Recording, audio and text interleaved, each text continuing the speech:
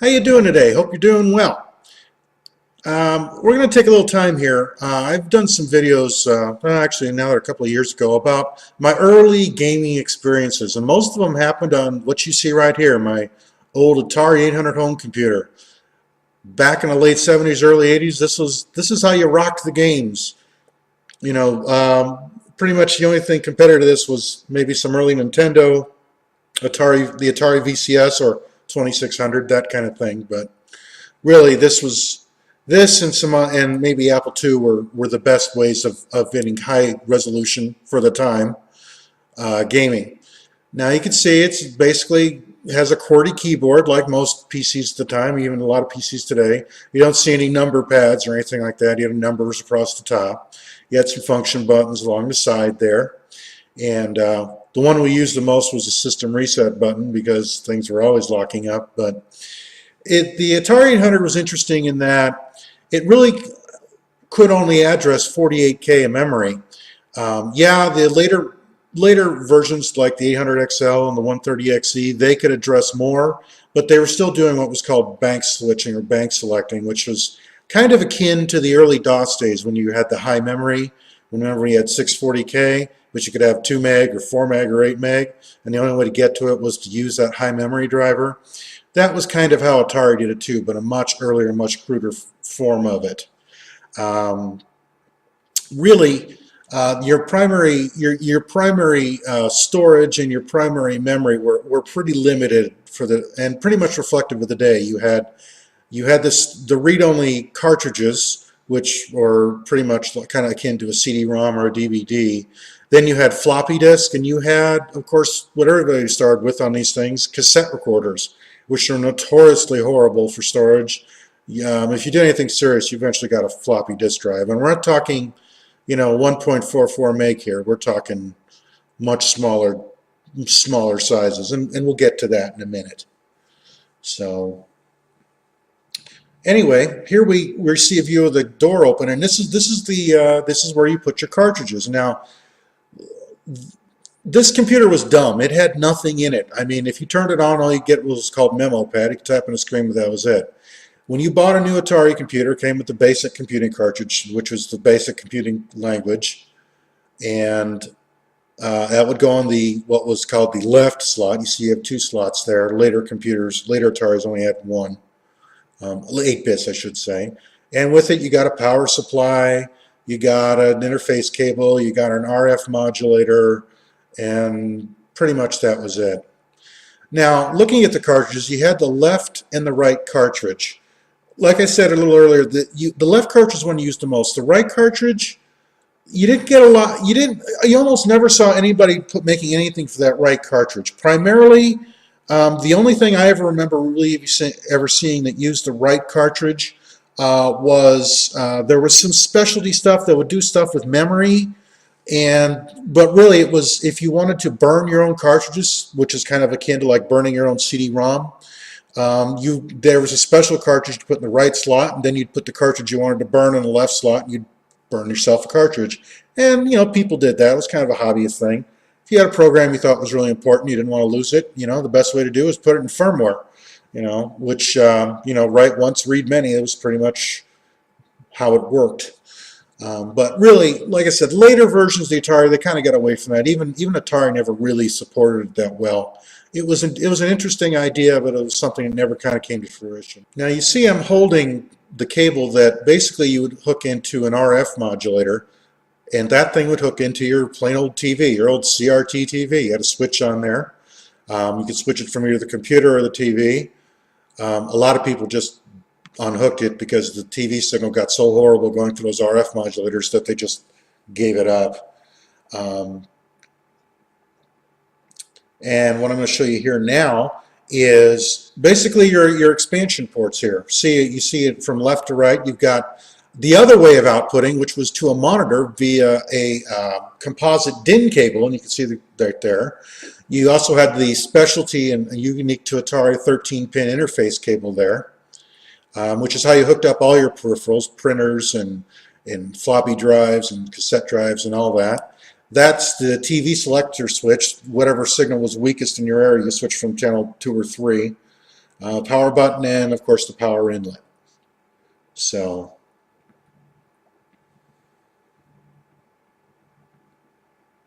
now what I'm doing here is I'm actually going to pull the top off, and I'm going to show you the memory system, which is ROM and RAM.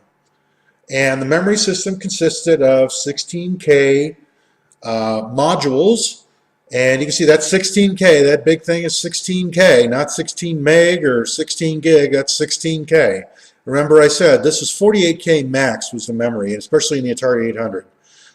There were a few people that came out with bigger memory sizes, but really 48K is what it addressed. Here I just pulled the ROM cartridge out, which would be equivalent to you pulling your BIOS chip out on your modern motherboard. You see it used a card edge connector. Kind of looks like an old ISA connector if you ever saw an old PC. Very similar. One thing interesting to note, well, they always told you what was the ideal way to put RAM in it. They gave you that little diagram. That was always helpful. But what was interesting about this was it was kind of the precursor to a lot of what you see today.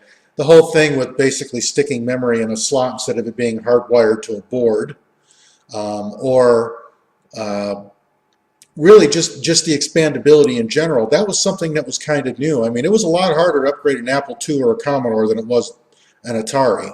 So that was kind of interesting. Another thing that was interesting was the fact that the video wasn't really handled by the 6502 processor. Atari made a customized graphic chip called, initially on early models, the CTIA. Later on came the GTIA. The CTIA was actually a buggy chip that was the same as the GTIA, but it had 3 modes disabled. So you had really 13 to start with, but with the GTIA you had 16 total, which was just more colors and a little higher resolution. The I/O bus, that was kind of interesting too. The whole external, instead of relying on a serial connection or something strange like that, you had a daisy chaining where basically you could have, you know, a dozen different devices all daisy chained in this thing, and they were all addressable, and it really didn't matter. It didn't deprecate performance at all because things are running so slow anyway. So speaking of the storage and the interconnect, I'm going to show you here. All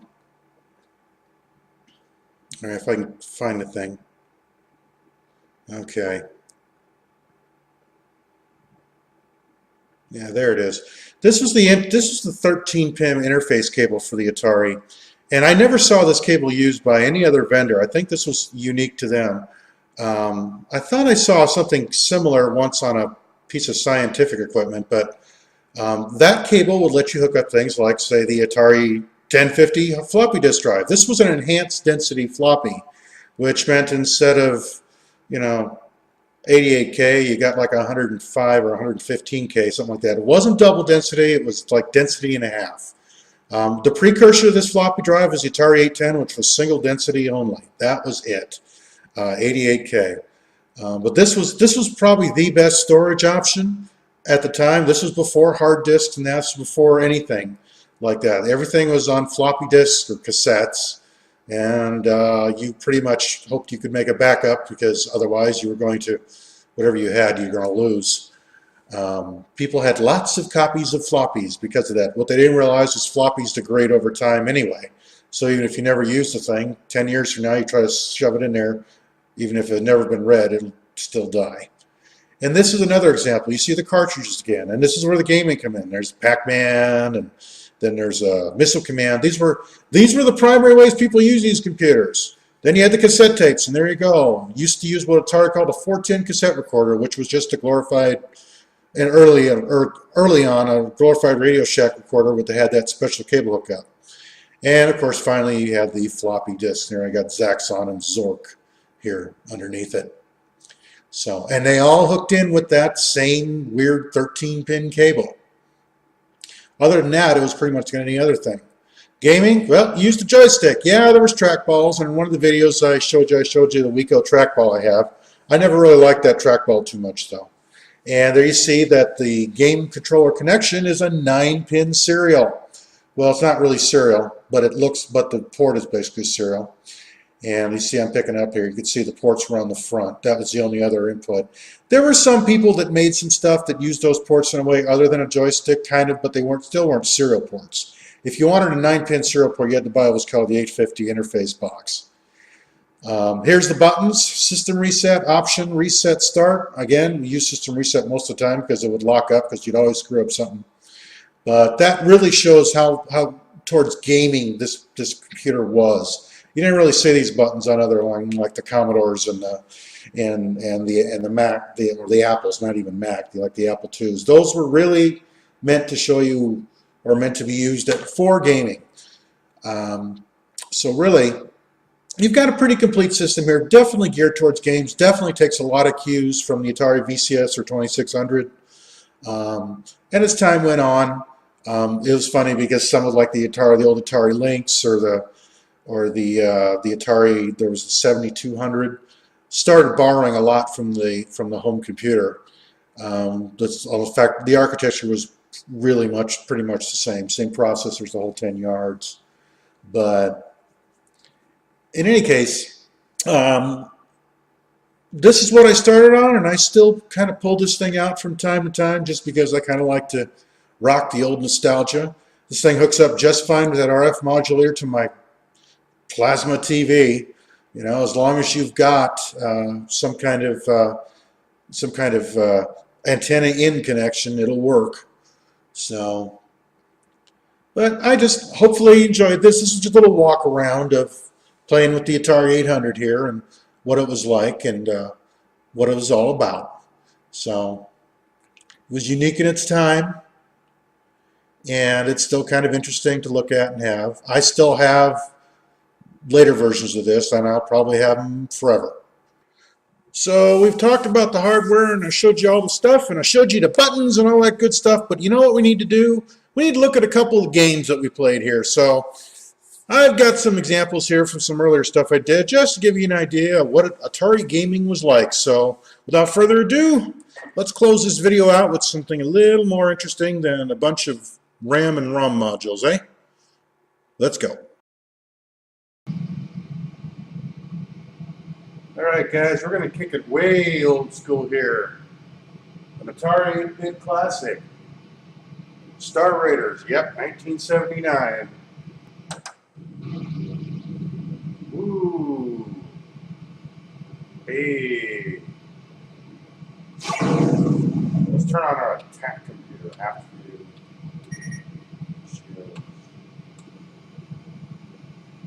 We need to go over here. We need to fight the bad guys.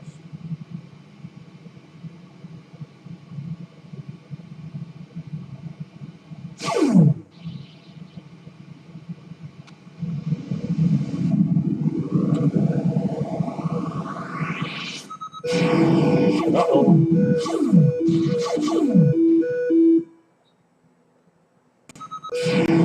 Uh-oh. That guy over there.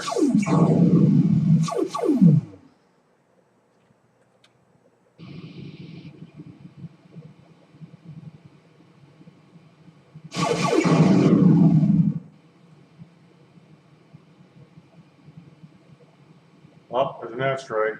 Watch out for those. Oh.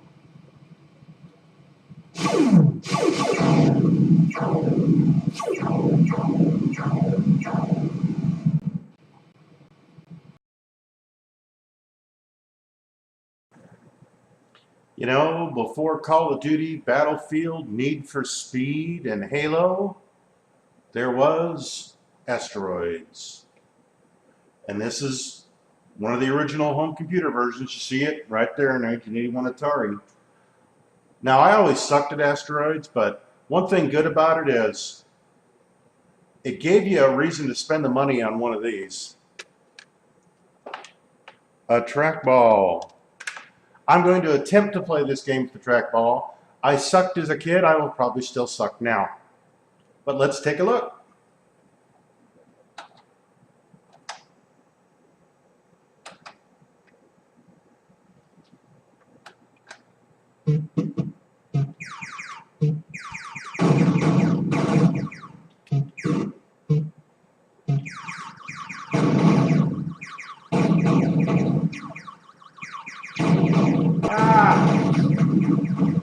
I'm going to get it. I know I'm going to get it. Oh! Yep, it's Pac-Man, the classic. This is the Atari computer version, which looks only slightly better than the VCS version. I broke a lot of joysticks over this game. It's pretty cool though, very playable. Probably actually one of the better titles Atari ever put out, or licensed I should say. Let's see what it's like.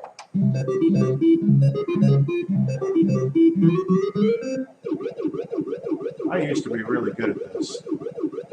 Didn't we all though? Well, at least if you're anywhere near my age.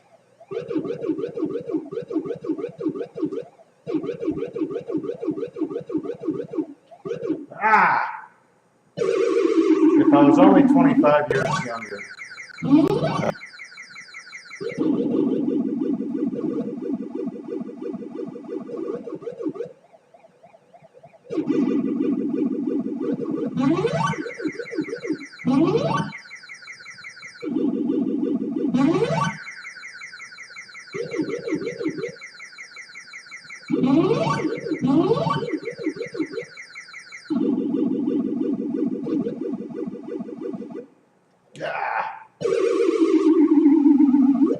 At least we know this won't take long.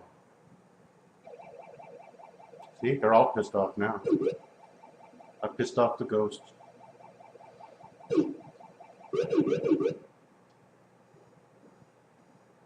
That was sloppy.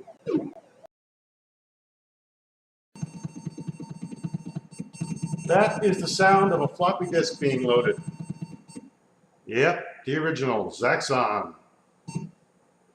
Atari 8-bit again.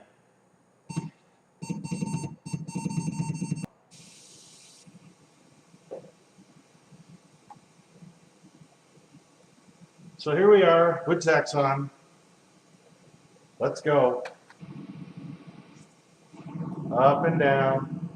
One of the first 3D side scrollers. My problem was always perspective. Sometimes I didn't know how high a wall was, but I think that was kind of by design. See? Yeah, and you thought your Nintendo was something. Yeah, I don't think so.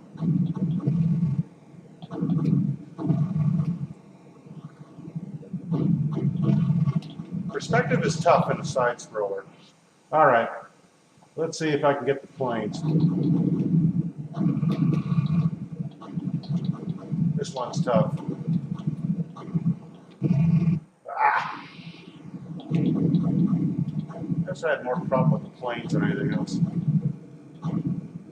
Let's see if I can get to another level here, another map.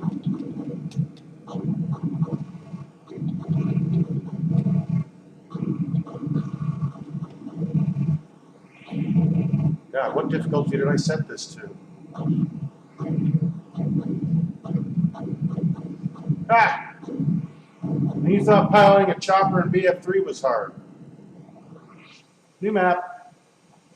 Oh, this one's cool. Oh! Oh! I gotta go through. The Atari home computer version of Missile Command. This one is another reason to have a trackball. Let's take a look here. 1981 Atari again, and this is the cartridge.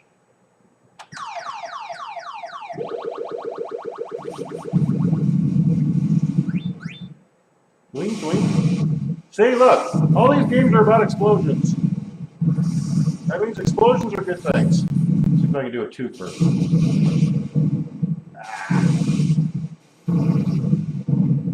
Well, the world was saved for the next 10 seconds. Woohoo!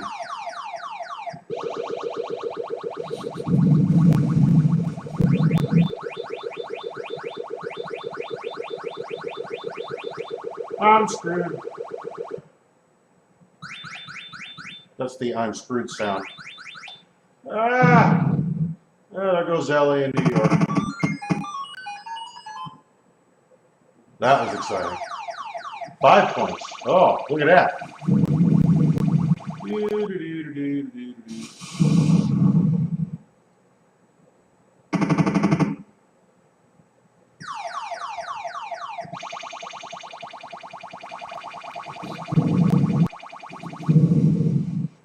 least I got that. Pretty faithful to the arcade. So that was Missile Command, guys, in case you wondered.